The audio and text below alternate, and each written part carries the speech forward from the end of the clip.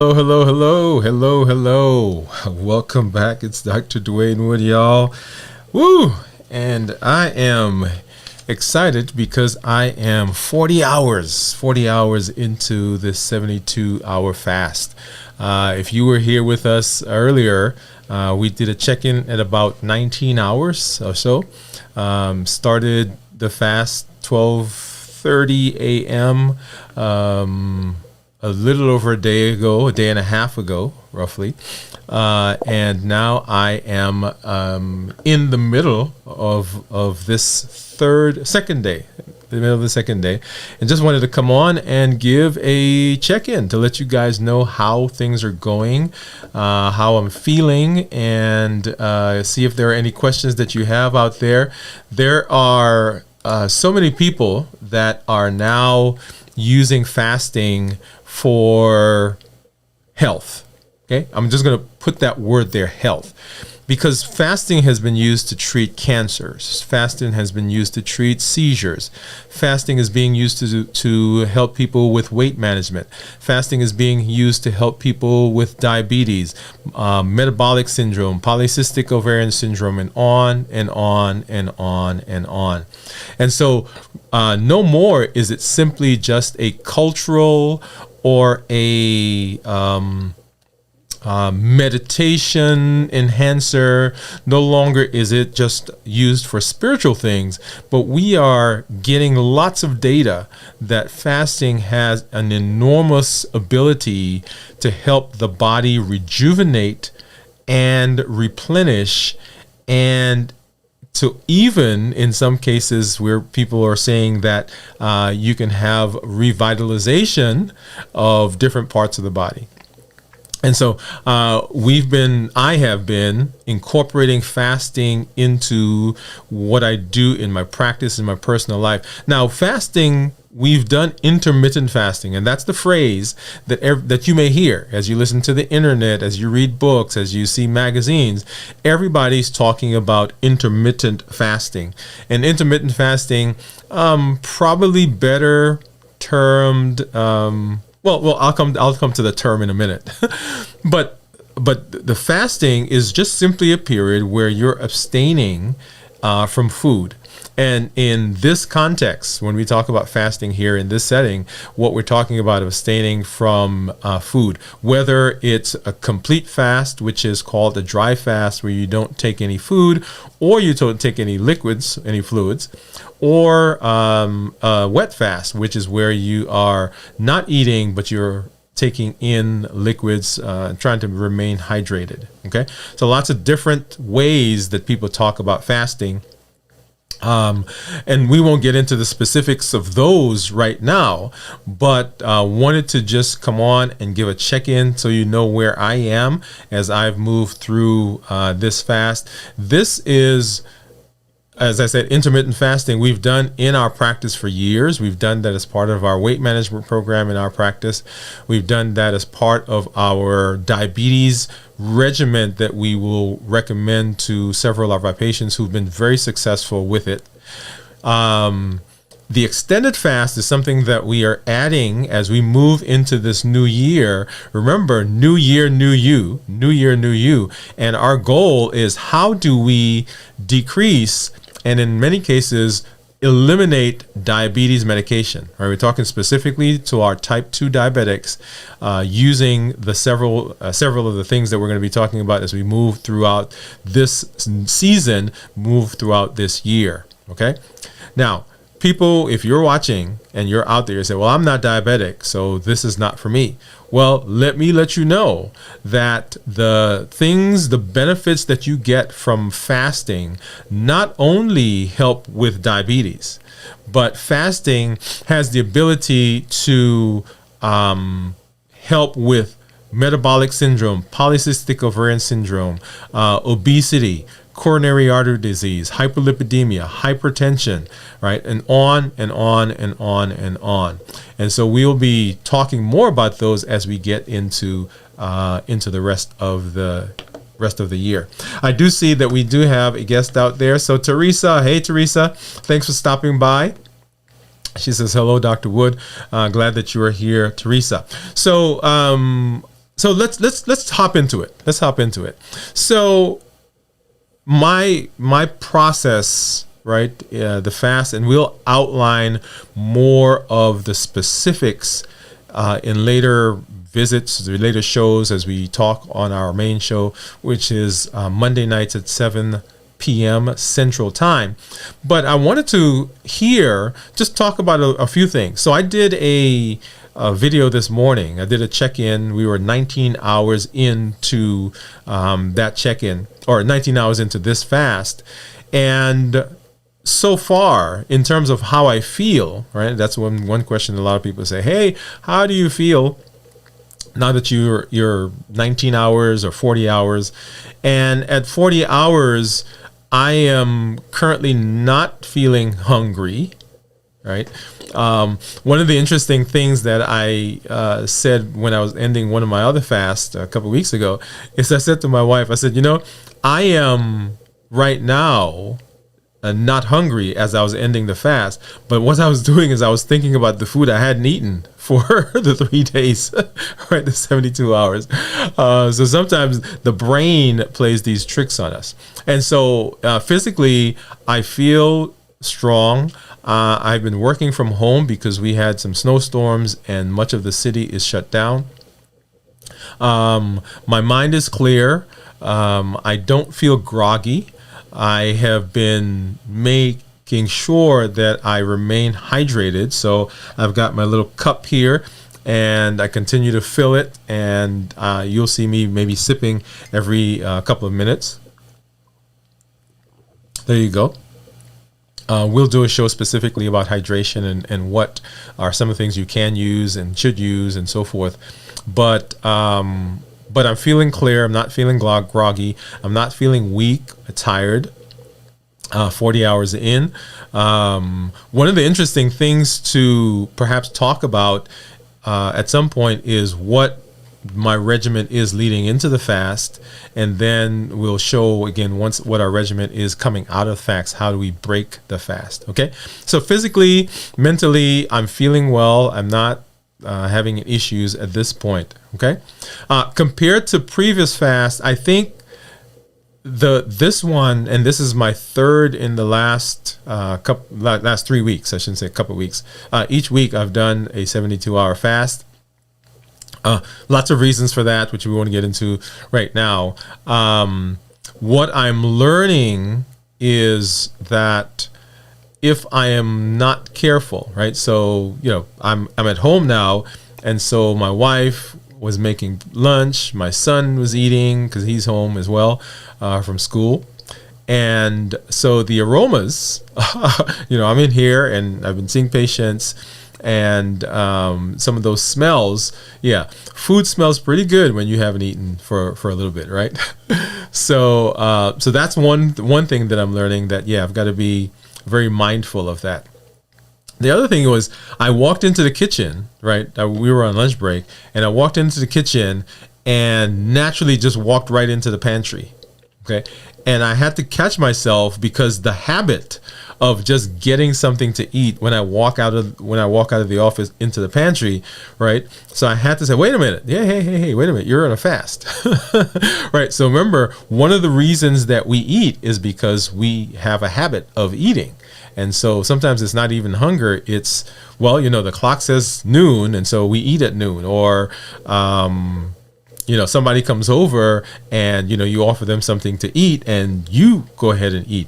Or you're at the office, for instance, in my office, and pharmaceutical reps or people drop by and they bring food and it's there, and you naturally, as a part of the habit, you just go and you start eating. So a couple of things that I'm learning there that I've got to make sure that I keep keep in mind. Okay. So that's kind of how I feel. That's as I've gone through these last 40 hours, have not felt anything significant. A couple of days or the last fast that I did, I think I mentioned I did not do a good job of maintaining hydration at the beginning, and so I did feel a little woozy, but caught up with my hydration and did well for the rest of that fast. Okay, So let's take a look at the numbers. Let's take a look at the numbers. And so at 40 hours, let me, and I usually start with one of the CGMs. I do have two on, one on this side and one on this side. Right, those are my continuous glucose monitors, and they are one is a Libre 3 and one is a Dexcom version 7. And so I'm going to start this time with the Dexcom, and right now the Dexcom is showing that my blood sugar is 84. This is a 6-hour view. This is a 3-hour view. If I go back to the 24-hour view, you'll see that over the course of the last 24 hours, the blood sugars continue to decrease, right? There have been some fluctuations there. As I mentioned early this morning, let me go to this one.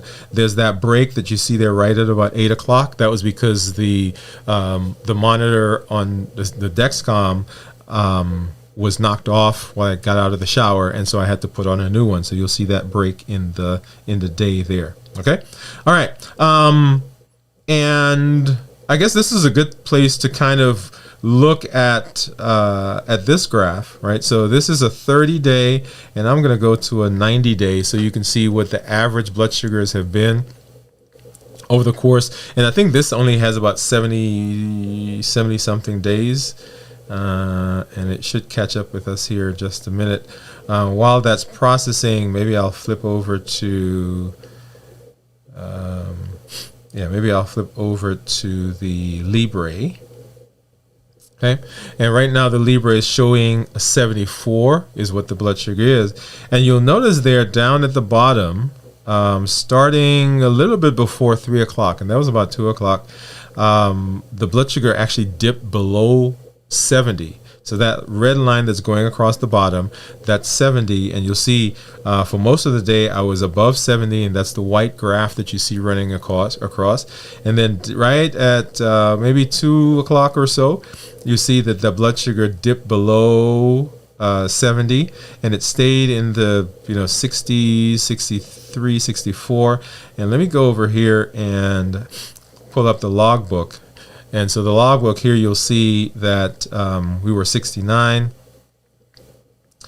So right there, okay, and we dipped below 70 and kind of remained there, and then just a little while ago, right, it came back up into up above 70 and then above, okay, and so this is the course of the last, since I spoke to you guys in our last check-in. The other thing that I want to do is I'm going to pop over to my Mojo, my Keto Mojo, and this is the meter that I've been using. And let me pop that up so you can see. This is the meter that I've been using, and it is a glucose and a ketone meter, right? Glucose and ketone. And so get this out of the view. So I've been using that to check blood sugars and check my ketone, because I'm interested in what's called the glucoketone index, and it tells us, if I go back to this screen, you see right below the 2.1, it says you are in a high therapeutic level of GKI, right? Glucose ketone index ketosis. Blood sugar at that time was 95 and a ketone of 2.4, right? That was today at 10:30 a.m. And I don't think I did, right, so I did one at 6:52 and then one at 10:30. And so we're going to go ahead and we're going to do another one right now and just kind of see what that is. All right, so first thing, and I think the last time I started with glucose, so this time I'll start with ketones. Open my supplies, and this one just opened, that's the keto strip, and this one is the glucose strip. Okay, and then of course my trusty little Lancet. Now, as I mentioned before, I don't usually use the Lancing device. That's just my personal preference. Talk to your physician. They may want you to use it.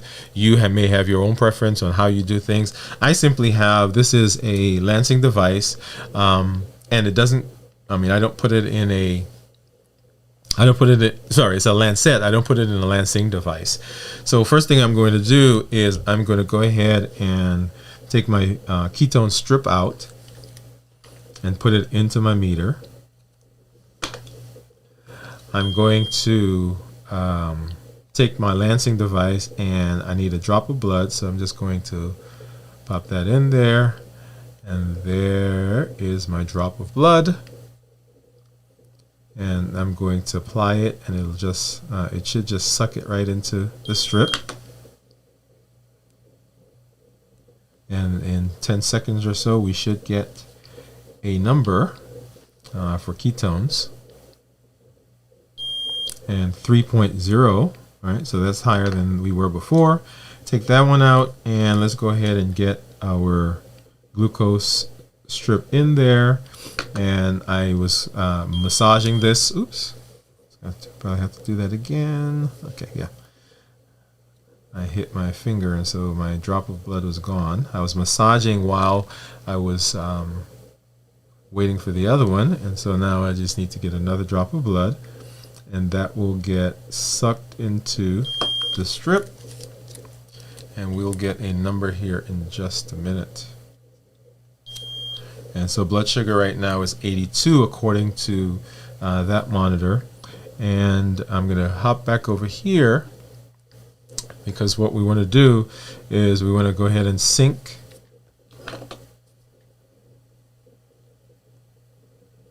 and so right now it's scanning, and it should read those readings that we just did, and it says it's successful. And so here we are, a glucose of 82 with ketones of 3.0, and it says that I'm in a high therapeutic level for GKI.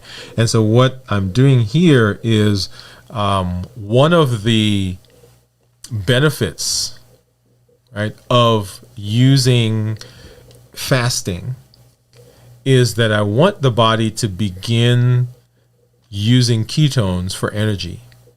So normally most of the body, and there are some parts of the body that you may use other things, most of the body uses glucose for energy. And the glucose comes, of course, from the food that we eat and the stores that the body has when you eat something.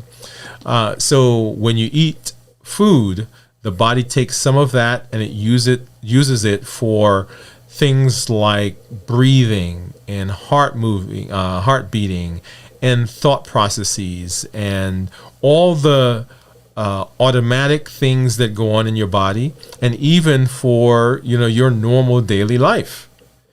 Some of the energy, though, some of the food that we eat, if we eat excess, or even if the previous meal that we had, some of that glucose, that energy is still in our blood, the body then takes the excess and it stores it. One of the places stores it is in your liver in the form of glycogen. And then it takes, beyond that, it goes and it puts energy, sugar, carbohydrates, puts them into storage, which is fat, right? Fat cells. So when you fast, the body uses up the glucose that's running around in your blood. Then it goes to the liver and it burns through the glycogen that's there. And then once that's done, then it goes to the fat cells and begins burning the fat cells, or the fat that's in those cells. Okay? So it's not until the sugar in your blood is used up, the energy that's there, and then the energy that's in the liver is used up, before the body is forced to have to go to the fat cells to begin burning them. So if we never use up the energy in the blood, if we never get to the point where we use up the energy that's in the liver, then the energy that's in the fat cells never gets accessed. Right? It's kind of like being at your house and you go shopping and you come home and you fill up the pantry. But you bought a lot of food, and so you cook the food and it's in the refrigerator. And then on top of that, you have finger foods that you bought as well. So you don't go to the pantry to get stuff out. until you finish the finger food that may be on the counters, on the island in the kitchen. Then you go to the refrigerator and you eat the stuff that's there, and then you go to the pantry. Okay, and then beyond the pantry, even sometimes we take stuff and we freeze it and we put it in the freezer. So the body does exactly the same thing. It uses up the readily accessible food. Then it goes and it uses up those things that are a little harder to get. That's the stuff in the liver, the glycogen. Then it goes to the fat cells. And so the whole idea behind intermittent fasting is to force the body to switch from using the readily available, I shouldn't say switch from, but to use up the readily available, use up the ones that are a little bit more difficult, and then go to the things that are actually stored. When we do that, we begin to see tremendous benefits throughout the body. Okay? And we'll go through and give an outline of some of those things as we move through this process. But one of the tools that we will continue to use as we are in this quest for putting our diabetes in remission, decreasing the amount of diabetes medication that we use, eliminating some of the diabetes medication we use. In fact, wanting to get to the point where you are not on any diabetes medication. One of the big tools that we're going to be using is this idea of fasting. Now, I gave a challenge on our show on Monday, right? And my challenge was this: if you currently are not doing any kind of fasting, then I want you to start. I want you to start. Remember, always check with your healthcare providers. Okay, I want to make sure I say that. So most of us actually do some form of fasting, because when we're sleeping, right, we're not eating. We're sleeping, we're not eating. So we're in the process of getting to fasting. However, let me kind of go through a little bit of the timeline. When you eat, right, the first 4 or 5 hours, really, if you haven't eaten, you're really not fasting. Your body is simply digesting the food that you just put in. Okay, so it's digesting the food, and then it's absorbing the food. And then we start to see, okay, now the insulin levels have gone down, because insulin is a storage hormone. When those insulin levels go down, the storage ability of the body, right, begins to, or not ability, but the body's intent to store begins to go down. So it says, hey, I can't store anymore. Now I've got to go burn some of this so I can live, so I can survive. So it's not until those insulin levels get to a certain point where the body then is using energy, right, this energy that you just put in, for the processes that it needs to go through. So when we talk about fasting, once again, I don't want to get into all of the details of that, but when we talk about fasting, we're really not fasting for those first 5 hours. We're really not fasting for those first 8 hours, in fact, 10 hours sometimes. In fact, there are some who say that we cannot say that someone is actually fasting until they have not eaten anything for 16 to 24 hours. Okay? But most of us go through a process where for 5 hours, 6 hours, 8 hours at night while we're sleeping, we're not eating. So most of us are already in that process. So what I want to recommend is, if you currently, you sleep 8 hours and you don't eat breakfast, till 10 o'clock. You get up at 8 o'clock, you don't eat till 10. You've just gone 10 hours. So if you currently don't eat for 8 hours, I recommend that you add a couple hours, go to 10 hours. If you currently do 10 hours, go to 12 hours. If you currently do 12 hours, go to 14. If you currently do 14, go to 16. If you currently do 16, go to 18. If you currently do 18, right, go to 20. If you currently do 20, go to 22. If you currently do 22, go to 24.